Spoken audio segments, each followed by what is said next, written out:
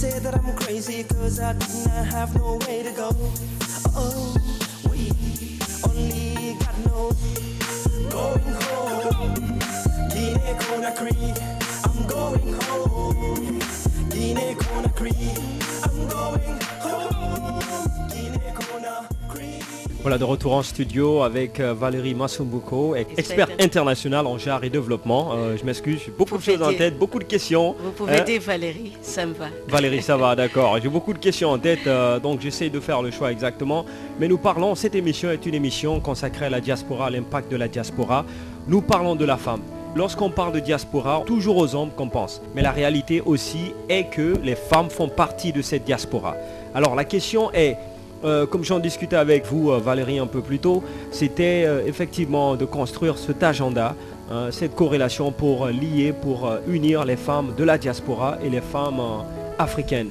Que faut-il faire, cet agenda? De quoi s'agit-il? Comment les femmes de la diaspora et les femmes africaines peuvent travailler ensemble pour permettre un développement durable en Afrique? Merci beaucoup. Je pense que je peux commencer par l'expérience que je suis en train de vivre. Et de pouvoir venir ici et de voir toutes ces femmes magnifiques et courageuses, laborieuses, de partager nos expériences, c'est déjà ça. Je voulais dire que c'est comme deux bases différentes, deux bases de deux groupes différents, mais qui à la base sont les mêmes, mais qui vivent peut-être des expériences, certaines expériences différemment. La première chose à faire, c'est chaque groupe de pouvoir vraiment trouver son compte, soit au pays ou là où ils vivent. Alors pour moi, d'abord la diaspora, les femmes dans la diaspora, ils sont entre deux eaux. Ils sont entre la culture africaine et la culture occidentale. Nous sommes allés en Occident pour des raisons différentes. Moi, j'y suis allée à cause de la guerre dans mon pays et d'autres ont d'autres raisons. Mais quand on arrive là-bas, il y a d'autres valeurs, il y a des mentalités qui sont différentes de nos mentalités. La première chose à faire, c'est de pouvoir faire de ces femmes, d'équilibrer justement leur vue et de faire qu'elles n'oublient pas les sources, leur culture de départ. Donc de créer un certain équilibre entre ce qu'elles reçoivent là-bas et ce qu'elles sont censées vivre dans leur pays. Ça, c'est la première démarche. Et la deuxième démarche, c'est que les femmes de la diaspora, aujourd'hui, de plus en plus, et avant, c'est peut-être qu'aujourd'hui, il y a plus de médias qui en parlent, etc., les réseaux sociaux et tout. Mais les regards de la diaspora et des femmes de la diaspora n'ont jamais été détournés de l'Afrique. Au contraire. Vous connaissez le phénomène Western Union. Right. Donc right. Voilà. Et donc ce que moi je vois, c'est qu'il y a une certaine liaison entre les femmes du continent et celles qui sont dans la diaspora, qui de plus en plus travaillent ensemble pour constituer un terrain d'entente pour développer leur pays. Je le vois de plus en plus. Chaque organisation qui est par exemple au Canada a une organisation sœur qui est en Guinée. Et c'est comme ça que je vois la collaboration. C'est pour créer un terrain d'entente et des valeurs qu'il faut promouvoir pour pouvoir développer le pays, développer le continent. Et surtout, il reste clair que c'est un combat que toutes les femmes doivent mener ensemble parce que la réalité est que les femmes de la diaspora sont aussi victimes de stigmatisation sociale, il faut le dire. Vous vous souviendrez que dès le départ, j'ai parlé du phénomène de violence. Oui. Qu'il n'y a aucun pays qui en a le monopole. Ce que je veux dire, c'est que peut-être en Occident, il n'y a pas certaines formes de violence, mais il y a d'autres formes de violence. Je suis universitaire et je sais pertinemment qu'à l'université, contre les femmes issues de l'immigration, il y a une certaine violence épistémologique. C'est-à-dire que les femmes sont là-bas, mais elles ne se retrouvent pas dans le système. Oui. Donc il y a ces formes de violence et c'est pour ça que... Et il y a aussi le fait qu'il faut revenir aux sources pour se ressourcer et vraiment se faire aider par les femmes du continent parce que se ressourcer en fait. Donc à partir de ce moment, elles vont créer ensemble des écosystèmes et un terrain d'entente, des valeurs qu'il faut promouvoir, créer un agenda commun pour pouvoir avancer. Et je voulais aussi dire que tout ce qu'on a dit, toutes ces avancées, ce ne sont pas les femmes seules. D'ailleurs, la communauté internationale a bien compris, parce qu'elle a compris que nous, on avait la meilleure approche. Les femmes étaient autonomisées au sein de la communauté. Mais ils sont venus, avec la colonisation, ils nous ont expliqué que les femmes doivent évoluer seules. Mais le problème, c'est quoi? C'est qu'on ne peut pas faire évoluer des femmes dans un vase clos. Il faut les faire évoluer. Alors, ils ont repris le concept de genre, qui veut dire homme et femme. Ouais. Et c'est ça que je préfère, de ça que je préfère parler, le rapport de pouvoir des genres. Effectivement. Alors, il faut le dire que l'Union africaine a décrété une décennie de la femme africaine. La BAD, à son tour, a aussi décerné des prix d'innovation, des prix de l'innovation et de l'entrepreneuriat féminin. Beaucoup d'institutions internationales aujourd'hui œuvrent pour la promotion de la femme, et dans certains gouvernements, il y a des ministères qui sont établis, qui sont mis en place pour la promotion de la femme. Ça, c'est un bagage, c'est un challenge, il faut le dire, malgré que toutes ces mesures sont mises en place pour accompagner la femme. Quelque part, avec toutes ces responsabilités, est-ce que des mesures sont vraiment mises en place aujourd'hui pour permettre à la femme vraiment de gagner ce pari? Parce que c'est un pari qui, quelque part, pèse lourd sur la femme aujourd'hui. Est-ce que toutes les mesures sont mises en place pour permettre à la femme de gagner ce pari?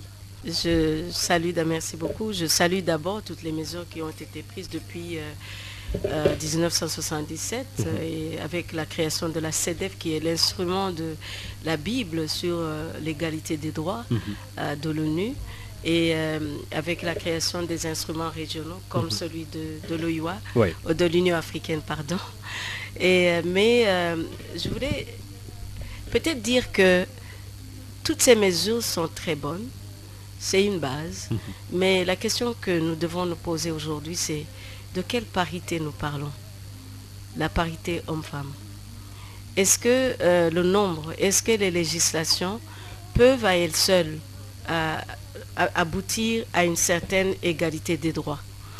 Le problème, c'est que la plupart des fois, ces mesures sont venues de l'extérieur. Il y a des pays qui ont été amenés à être partie de la CEDEF. Mais il n'y a pas un travail intérieur qui a suivi. Donc le problème, moi, que je voudrais poser, c'est est-ce que les femmes sont des partenaires dans la prise de décision? Voilà la question fondamentale. Parce que mettre les législations, c'est bien. Les mettre dans le gouvernement, c'est bien. Mais il ne faut pas oublier non plus qu'il y a eu de la parité cosmétique.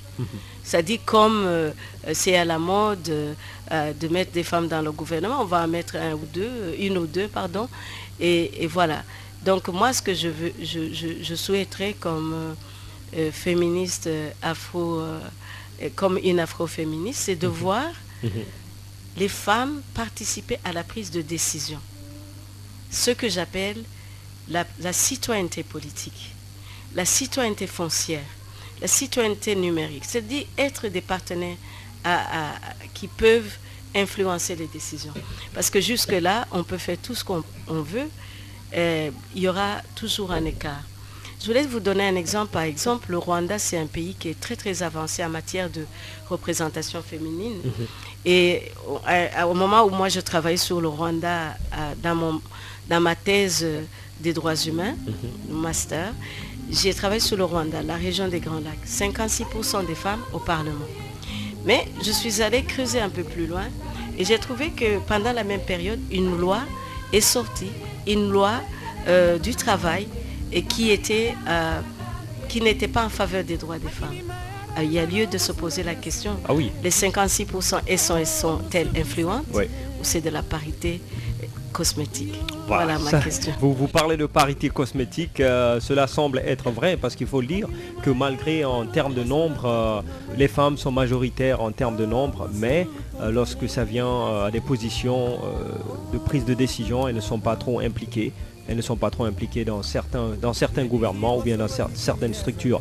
Voilà, nous pouvons prendre vos questions si vous en avez au 627 907 907 657 907 907 ou le 655 907 907. Posez vos questions directement à notre invitée Valérie Masumbuko, qui est experte internationale en genre et développement, qui est avec nous dans ce studio. En attendant des questions qui vont venir, la prochaine question que je vais vous poser avant qu'on ne clôture, parce qu'il est déjà 52, parlant de l'autonomisation de la femme ou des droits de la femme, est-ce qu'il y a un contraste entre les droits de la femme selon la charte de l'ONU et les institutions religieuses, chrétiennes ou musulmanes?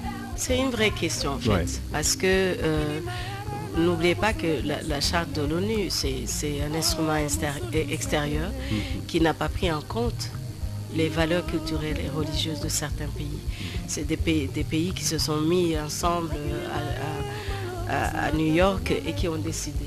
Et je me souviens que d'ailleurs, il y avait une première dame américaine qui voulait qu'on parle de Dieu, mais il y a d'autres qui ont dit non, que Dieu n'avait pas la place dans les droits humains. Donc voilà, il y a toujours cette contradiction entre les valeurs. Ça dit que la charte des droits des Nations Unies n'est pas une panacée non plus. Il faut prendre ce qui est bien et essayer d'intégrer ce qui est bien dans nos communautés aussi.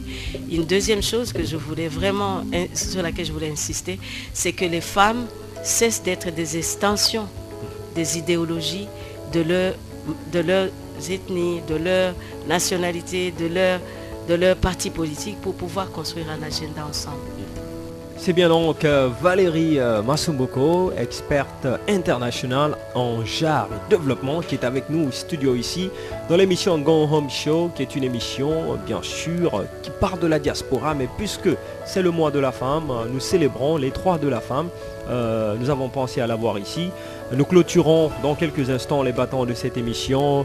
Valérie Masumbuko, nous allons prendre vos mots de clôture avant qu'on aille sur le constat, mais aussi sur les messages que vous pouvez envoyer, que vous envoyez à toutes les femmes du monde, en l'occurrence de la célébration des droits de la femme. Juste une minute. Je voudrais envoyer un message à tout le monde.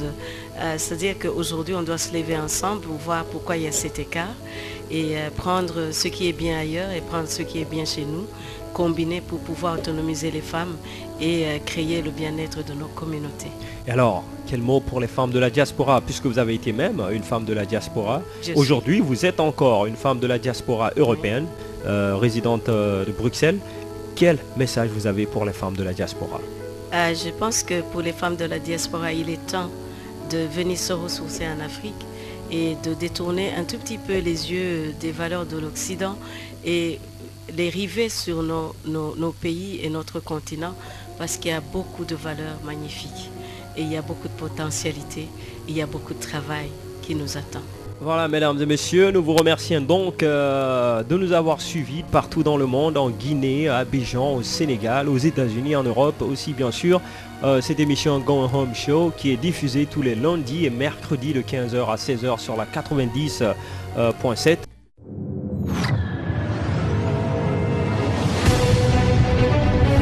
Going Home Initiative, retour au pays, un engagement productif, une initiative de développement durable. Diaspora africaine, force motrice de croissance économique, facteur de développement durable. Going Home Show, une émission évasion à suivre tous les lundis et mercredis de 15h à 16h sur la 90.7 Évasion FM. Going Home Initiative, Going Home Show, Going Home Insolite, 3 rubriques, une thématique avec un amont, Going Home News qui nous conduit dans l'univers melting pot de la diaspora guinéenne disséminée à travers le monde. 65 milliards de dollars, c'est le montant des fonds que la diaspora africaine aurait transféré dans leur pays d'origine en 2017, selon un rapport du African Institute for Remittance. La Banque mondiale estime qu'en 2016, ces transferts de fonds vers l'Afrique subsaharienne ont représenté 33 milliards de dollars. Selon une estimation du ministère guinéen des Affaires étrangères, entre 2003 et 2006, les Guinéens de l'étranger ont transféré vers notre pays une coquette somme d'environ 280 millions d'euros. Potentiel financier largement au-dessus de l'aide publique au développement que les pays avancés octroient à l'Afrique. Going Home Show du projet Going Home Initiative, une émission évasion à suivre tous les lundis et mercredis de 15h à 16h sur la 90.7 Évasion FM. Suivez-nous sur nos pages des réseaux sociaux, Twitter, Instagram, Facebook, @Going Home Initiative. Going Home Initiative, retour au pays, un engagement productif, une initiative de développement durable. Visitez notre site web au www.goinghomeafrica.com.